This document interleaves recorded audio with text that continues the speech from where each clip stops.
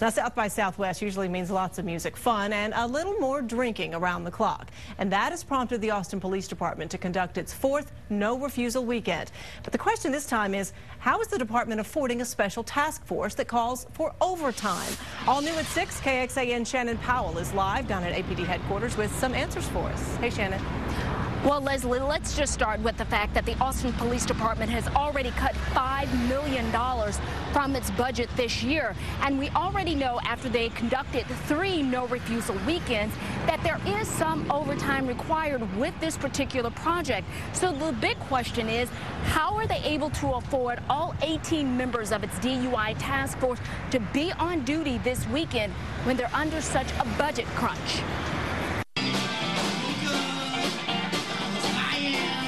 With the music from bands playing South by Southwest, people are drinking in Austin. Oh, this is Texas.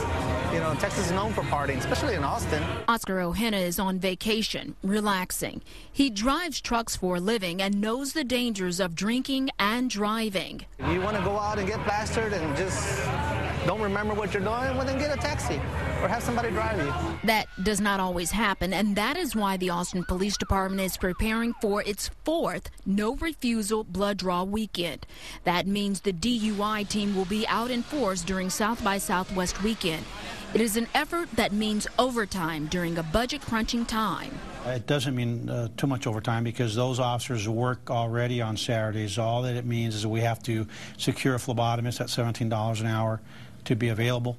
$17 an hour and unspecified overtime for an 18-person crew. Hundreds of dollars in overtime that he says won't necessarily come out of the current budget. Most of our enforcement programs are tied in, a lot of them are tied into grant funding.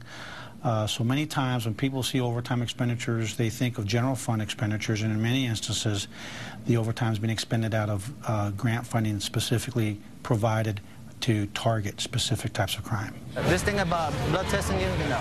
Agree with the system or not, money coming from the regular budget or a grant, the chief says it's a program you can expect to see more and more of. Now, if you would like to hear more or talk to the chief about this blood draw program, you can always go to a open forum that's being held at the end of this month on March 30th at City Hall beginning at 6 p.m.